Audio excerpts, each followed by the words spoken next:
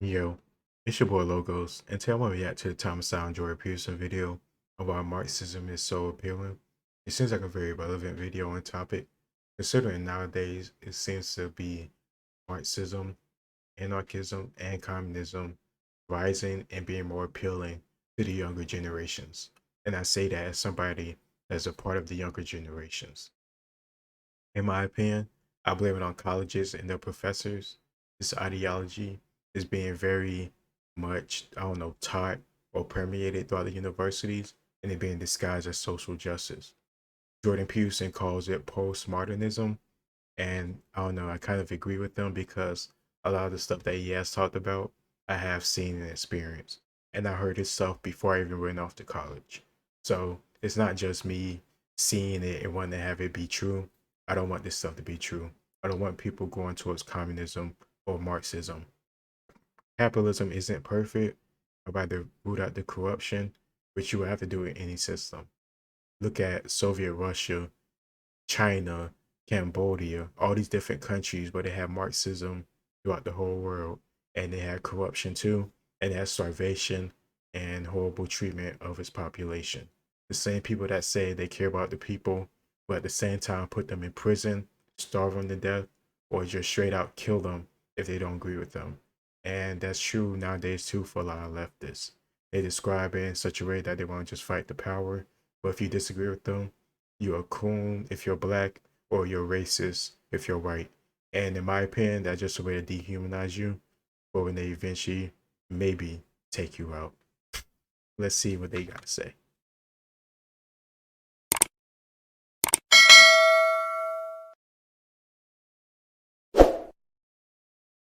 And why is it, do you think that, here we go, that Marxism is such a rooted ideology compared to things like classical liberalism or all of these other ideologies that we see? Like, this thing's been around since the mid-1800s, and it's taken over almost everything, especially college campuses. Why do you think that is?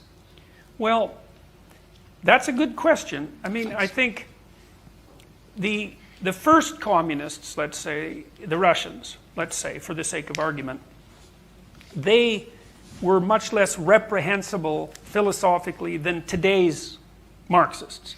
And the reason for that was, well, they had a utopian vision, and not that that's necessarily a good thing, but they didn't necessarily know that it was a bad thing, right?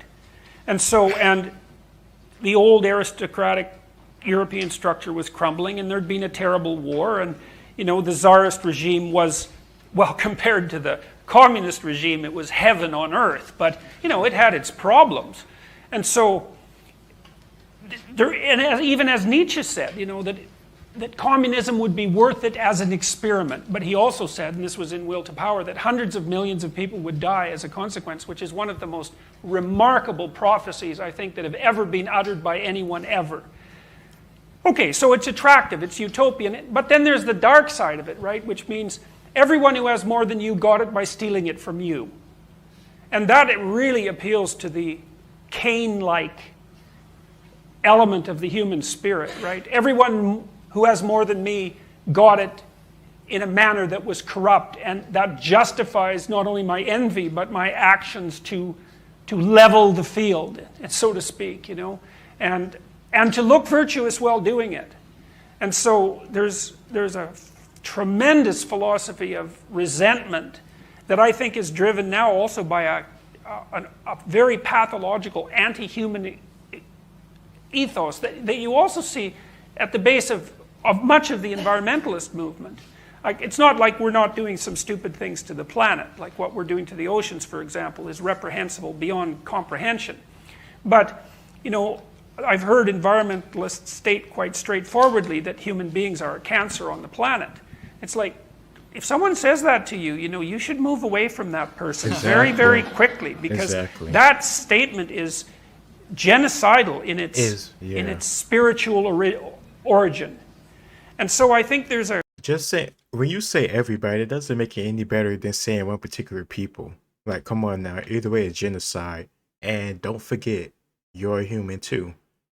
I hate these people that say humans are a stain on the planet.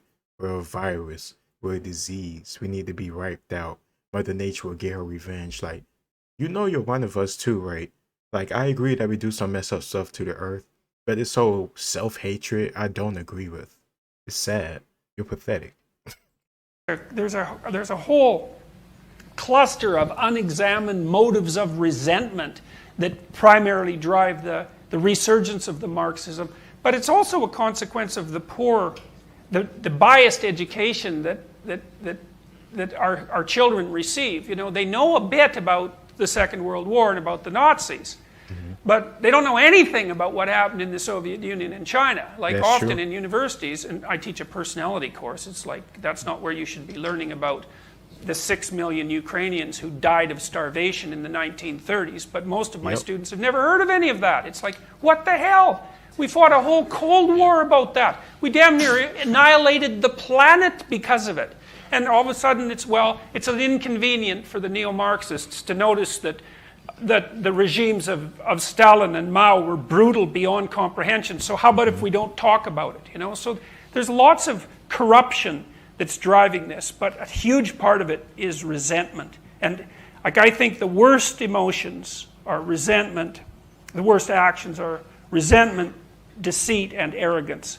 And you get those three working together, boy, you got a force that you better be careful with. Do you think it's dying off or What's going that? away? Do you think Marxism is dying off or going away? I'm sorry, I'm gonna just go back because what he said stuck out to me because there might be a connection to somebody in particular that we all know.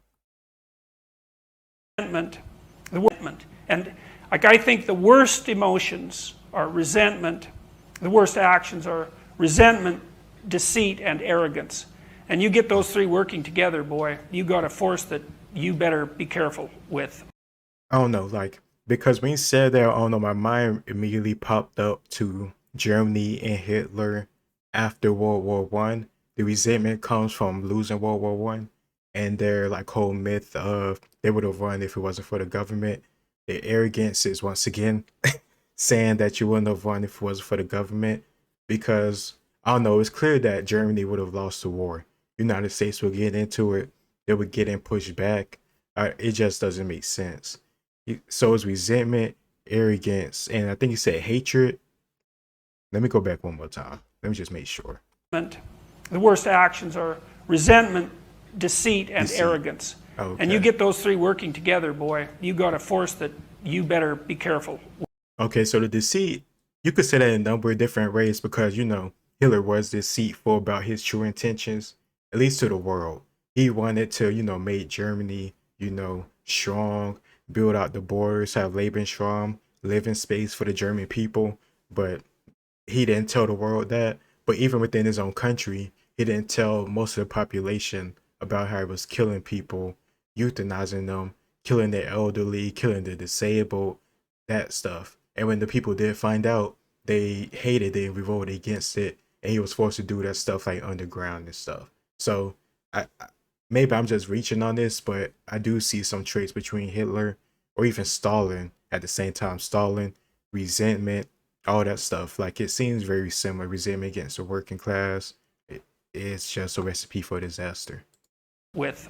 Do you think it's dying off or What's going that? away? Do you think Marxism is dying off or going away No. at all? Or do you No. think it's getting stronger? It's getting stronger. I think that what's happened is that it's transmutated into this postmodernism and identity politics, which was Yes, really, yeah. really devious, really devious. And that was a consequence of the French intellectuals, mostly Derrida and Foucault. But it's not going away. What's happened instead is that it's taken a new strategic tack, and it's one that no one really envisioned. What it's doing is taking over the administration of mid-level bureaucracies everywhere.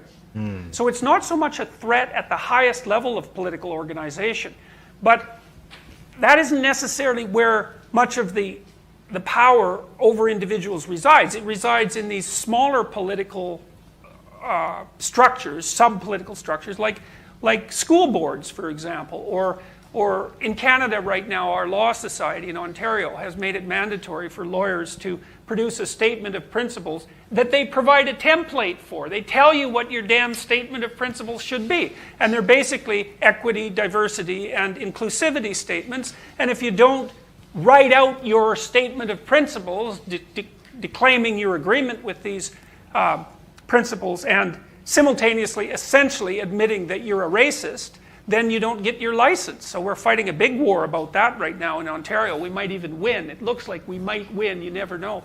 But and it's also partly because ordinary people are too complacent about the mid-level bureaucrats who rule over them. You know, we're willing to allow those relatively small positions of power to be taken over by groups that are very good at doing that sort of thing. And we need to wake up to that because it's seriously not good. What is everybody could think of with that is like mayors and stuff like that. For example, the mayor of Chicago, I've been doing videos on that stuff recently. The mayor of that city, Chicago, doesn't give a damn about his people. They don't give a damn about the crime getting worse. They don't care about the poverty. Instead, about to blame it on racism and corporatism. And in my opinion, that sounds like a lot of postmodern stuff that Jordan Peterson been talking about. And I think that just makes an example of what he's talking about, because everybody's worried about, the president and Trump or Biden and this that, and the other. But your mayors, your governors, your senators, that this that, and the other, the people that write the policy and the taxes and this that, and those and the other for your state, those people matter a lot more. And I don't know if it's true or not, but some people claim that nefarious or shady people be having their arms in, of course, big government, but also mid-level government, like courts within states and that type of stuff, because it can influence people much more closely compared to a president and get away with it a lot more easier. Plus have a lot less influences besides yourself coming in. But I don't know if that's true or not, but I'm not surprised by it, because at the end of the day, I do agree with Jordan Peterson about the state level or the more closer level compared to like a president is much more influential on people's lives for the most part. If you think I'm crazy, just look at how Florida compared to California handled COVID, or Florida compared to New York, or Texas compared to New York. I don't know, those like states just shows a complete polar opposite.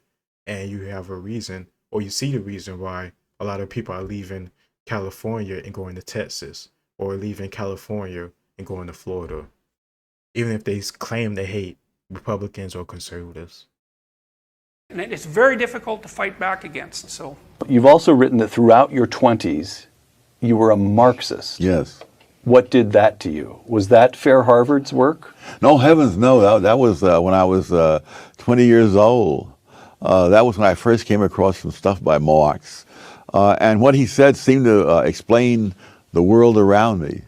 And one of the reasons is that, like many kids then and now, they don't really get any alternative explanation. And so it's like you have to have a candidate to beat a candidate. So what was, you grow up in Harlem, you went to Howard before going to Harvard. Yeah. So you're largely in a black world, an African-American world. When you say Marx explained the world around you, do you mean to say that he explained the world of segregation? No. But for example, my first job was as a Western Union messenger. I was 16 years old. My first full-time job. And I used to, on some evenings, come home, instead of taking the subway, which was a nickel in those days, I would splurge and take the Fifth Avenue bus, which was 15 cents. If I was feeling, You've gotten a good tip. Yeah. And so we'd start out from 23rd Street and go all the way up Fifth Avenue, past all the glittering places, and we would turn left at 57th Street and go out past more glittering places, including Carnegie Hall. Right. And then we'd turn up around Columbus Circle, up Broadway, and then out to Riverside Drive, all the fancy stuff there. And then at 135th Street, we'd come in off a viaduct, and immediately there'd be the tenements. And of course, this is where I lived. And I went, what is this? And Marx seemed to explain that. Got it. See, So what converted you? You graduate from Harvard a Marxist. You remain a Marxist throughout your 20s. And you've written that you had a summer job in Washington in 1969. 1960. 1960, I beg your pardon, in 1960, that helped to, or that, well, that just changed your views on Yes. economics. Well, explain that. I mean, I was still a Marxist after taking Milton Friedman's course. But I went in, but one summer in the government was enough to let me say, no, this government is really not the answer. I mean, that is... Milton Friedman didn't cure you, but the federal government did. The federal government did. So Never say the federal government doesn't do anything. So what was it about the job? Well, my job was to study minimum wage setting in Puerto Rico. And of course, I discovered that as they kept raising the minimum... Department of Labor, or Yes. You're collecting statistics for something? Okay, Yeah, all right, got it. for a report. Right. And I noticed that as they kept raising the minimum wage, the employment kept going down.